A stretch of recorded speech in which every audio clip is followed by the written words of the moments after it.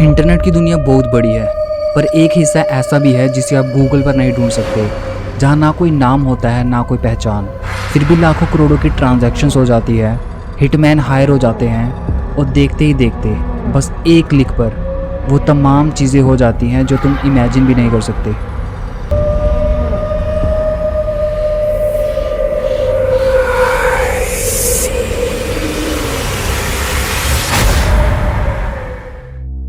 जब भी dark web की बात होती है तो मन में आता है एनोनिमस हैकर्स, FBI की रेड्स या फिर हॉलीवुड जैसी कहानियाँ। पर क्या आपने कभी सोचा कि भारत में हमें डार्क वेब जैसी स्टोरीज क्यों सुनने को नहीं मिलती? क्या भारत के पास डार्क वेब नहीं है, या फिर हमें सिर्फ एक साइड दिखाई जाती है इंटरनेट की, the safe side of internet?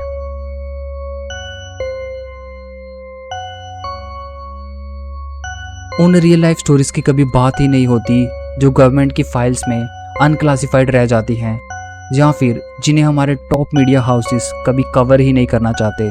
तो आज की इस वीडियो में मैं तुम्हें इंडिया में होने वाली उन डार्क वेब एक्टिविटीज़ की ओर लेकर चलूँगा जो कि सरकार की फाइलों में, कॉल सेंटर्स के कोनों तक और क्राइम की दुनिया में दफन हो चुकी है। ये बात है साल 2022 की, पैंडेमिक के बाद का पीरियड, जहाँ लोगों ने धीरे धीरे अपनी हेल्थ के साथ साथ अपनी फाइनेंशियल कंडीशन को रिकवर करना शुरू किया था। उसी दौरान भारत की स्टेट कर्नाटका में एक ऐसा डार्क वेब केस सामने आया जिसने पूरे NCB डिपार्टमेंट को हिलाकर रख दिया था। ये कोई मूवी या वेब सीरीज नहीं है, it is real life incident, Narcos Indian edition. और ये बात मैं इसलिए कह रहा हूँ क्योंकि NCB के 4 महीने के ऑपरेशन में जो चीज़ें सामने आई वो किसी नेटफ्लिक्स थ्रिलर से कम नहीं थी। एक सॉफ्टवेयर इंजीनियर जो रात को कोड करता था और दिन में ड्रग्स बेचता था, एक फाइनेंशियल एनालिस्ट जो 70,000 की नौकरी छोड़कर एक क्रिप्टो क्वीन बन चुकी थी, एक बेकरी कपल जिसने लॉकडाउन में अपना लेजिट बिजनेस खोया था, और सबसे चौंकाने वाला एक गुरुजी जो जेल से ही अपना पूरा नेटवर्क चला रहा था, जो था मास्टरमाइंड ऑफ डार्क नेट। और इनके यूजर नेम्स भी किसी फिक्शन से कम नहीं थे। शॉपर्स स्टॉप, द कल युग, मसाला कोक, पिज़्ज़ा हैट। हर नाम के पीछे एक कहानी थी और हर कहानी के पीछे एक साजिश। सूरत से लेकर गुवाहाटी तक, कोलकाता से लेकर पुणे तक, हर कोने में फैला था ये डिजिटल कार्टल और इनका डिलीवरी सिस्टम। ये जो रैकेट था पूरे 22 लोगों की एक टीम थी। अमेज़ॉन, स्विगी, जोमेटो का इस्तेमाल करके ये लोग ड्रग सप्लाई करते थे, और इन कंपनीज में काम करने वाले गिग वर्कर्स, उनको भी इन्होंने अपनी इस ड्रग चेन नेटवर्क का हिस्सा बना रखा था। 22 लोगों की इस टीम ने एक पूरा ड्रग चेन सिस्टम बना रखा था जहां ये डार्क वेब का इस्तेमाल करके इंटरनेशनली ड्रग्स खरीदते थे और बेचते थे। हर एक मेंबर को एक अलग टास्क और एक अलग पोजीशन दी गई थी। इस गैंग में सुरेना नाम की एक लड़की थी जिसका काम था फॉरेन वेंडर से ट्रांजैक्शंस करना by the use of crypto currency, और अपने इंडियन कस्टमर से पेमेंट्स रिसीव करना by the use of UPI। ये जो dark web drug chain network था, ये सिर्फ 22 लोगों की टीम नहीं थी, बल्कि 22 लोग तो वो हैं जिन्हें पुलिस ने पकड़ा था। असल में ये नेटवर्क और भी बड़ा था। ये रैकेट 3 तरह से ऑपरेट करता था। फर्स्ट, द ओरिएंट एक्सप्रेस, जो कि एक टेलीग्राम बेस्ड ग्रुप था, और DRED नाम का एक डार्क वेब पेज था जहाँ पर रिव्यूज और रेटिंग की जाती थी ताकि इंडियन बेस्ड ड्रग डीलर्स उनसे जुड़ सके, और फॉरेन वेंडर्स इस रेटिंग के बेसिस पर आइडेंटिफाई करते थे कि जिनसे वो डील करने जा रहे हैं वो जेन्युइन है या नहीं। इन रेटिंग्स को एक ऑथेंटिकेशन की तरह यूज किया जाता था। NCB के मुताबिक इन टेलीग्राम ग्रुप्स और डार्कनेट मार्केट्स का यूज करके लाखों में डील की जाती थी।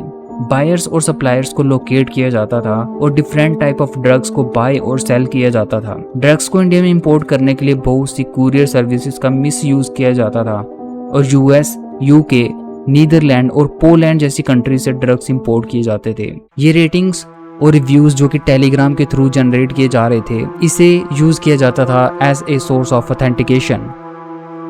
जो कुरियर सर्विसेज थी, उनकी गुड रेप्यूटेशन का मिसयूज करके ये रैकेट इन मटेरियल्स को इंडिया में इंपोर्ट करते थे पैक्ड बॉक्सेस के अंदर। जिन पैक्ड बॉक्सेस के अंदर टॉयज, स्टेशनरी और डेली यूज आइटम्स आती हैं, उनका सहारा लेकर टॉक्सिकेंट्स को इंपोर्ट किया जाता था। ये जो बेकरी कपल था, क्रूनल और दीक्षिता गोलवाला, ये इस रैकेट का पार्ट बने थे मार्च 2020 में लॉकडाउन लग जाने के बाद, क्योंकि उस टाइम पैंडेमिक के कारण इनका बेकरी बिजनेस शटडाउन हो गया था। क्रूनल, जिसकी ऑनलाइन आइडेंटिटी थी फ्लफी, और द अमेज़न डिलीवरी और द मसाला कोक। दीक्षिता, जिसकी ऑनलाइन आइडेंटिटी थी फोबिस मैजिक, जब इस रैकेट का खुलासा हुआ तो एनसीबी को इस कपल के पास से ह्यूज क्वांटिटी ऑफ ड्रग्स मिले। इस कपल के पकड़े जाने के बाद कुछ स्मॉल स्केल वेंडर्स भी सामने आए जो कि सीक्रेट तरीके से एक्टिव थे, ऑपरेट कर रहे थे, और कुछ इंडिविजुअल्स भी थे, जैसे कि बेंगलुरु में एमबीबीएस की स्टडी करने वाला आदित्य रेड्डी और कोलकाता में एक कॉल सेंटर में जॉब करने वाला देवेश वास। ये सब लोग लार्ज स्केल पर इतना बड़ा रैकेट चला रहे थे, क्रिप्टो में पेमेंट, यूपीआई से रिचार्ज और फिर डिसअपेयर हो जाना, जैसे कोई डिजिटल इल्यूजन हो। और इनमें से ज़्यादातर मेंबर्स इंस्पायर्ड थे नेटफ्लिक्स के शो से, जैसे कि नार्कोस और ब्रेकिंग बैड। एनसीबी के इस केस की सबसे पहली लीड मिली थी वेस्ट बंगाल में, जहां कोलकाता के एक पोस्ट ऑफिस में 44 पार्सल्स को सीज किया गया था।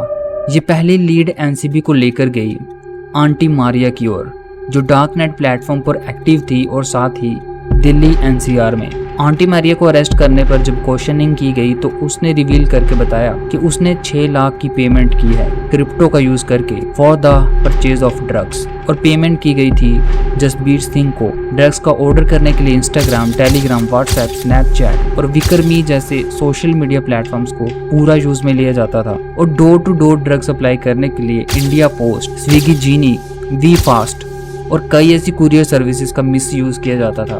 फर्स्ट लीड के बाद जसबीर को कोलकाता से अरेस्ट किया गया, लेकिन उसने रिश्वत देकर एनसीबी ऑफिसर को ही अपने साथ मिला लिया ताकि वो अपनी गर्लफ्रेंड नियंता को कांटेक्ट कर सके। जसबीर सिंह की जब इंटेरोगेशन की गई तो एक और नाम निकलकर सामने आया, जो था सुरेना। सुरेना कोलकाता के अंदर एक मल्टीनेशनल कंपनी में जॉब कर रही थी, 70,000 पर मंथ। सुरेना और जसबीर सिंह की जब जॉइंट क्वेश्चनिंग की गई तो एक और नाम निकलकर सामने आया, जो था रघुनाथ कुमार, जो कि ऑलरेडी जेल में सजा काट रहा था एक दूसरे ड्रग केस से रिलेटेड। रघुनाथ कुमार भी डार्क वेब के उस पेज का एक एक्टिव रिव्यूअर था, जो कि वेंडर्स को और रेटिंग्स को रिव्यू करता था। वो उस डार्क वेब पेज का एक एक्टिव क्रिटिक था। इसी तरह इंटेरोगेशन के बाद एक नाम सामने आते चले गए और एनसीबी ने एक के बाद एक रेड कर डाली इन द सिटी ऑफ सूरत, पुणे, बेंगलुरु, कोलकाता, दार्जिलिंग, दिल्ली, गाजियाबाद, रांची और गुवाहाटी, जिसके बाद गैंग के और भी मेंबर्स पकड़े गए, जिनमें शामिल थे businessman, bakery owners, artist, musicians, school drop outs, सारे के सारे टेक सेवी पर्सन्स जो कि नेटफ्लिक्स की नार्कोस और ब्रेकिंग बैड से इंस्पायर्ड थे, जिन्हें पुलिस को चकमा देने में एक थ्रिल महसूस होता था।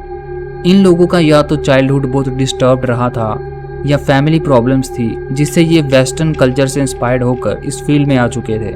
एनसीबी की इस रेड ने सिर्फ 22 लोगों को नहीं पकड़ा, बल्कि एक पूरे इकोसिस्टम की परतें खोली, जहां ये टेक सेवी यंगस्टर्स थ्रिल के लिए, पैसे कमाने के लिए या फिर बोर्डम से लड़ने के लिए उतर गए थे डार्क वेब की इस इलीगल दुनिया में, जहां कोई नाम नहीं था, कोई चेहरा नहीं, सिर्फ यूजर नेम्स और क्रिप्टो वॉलेट्स।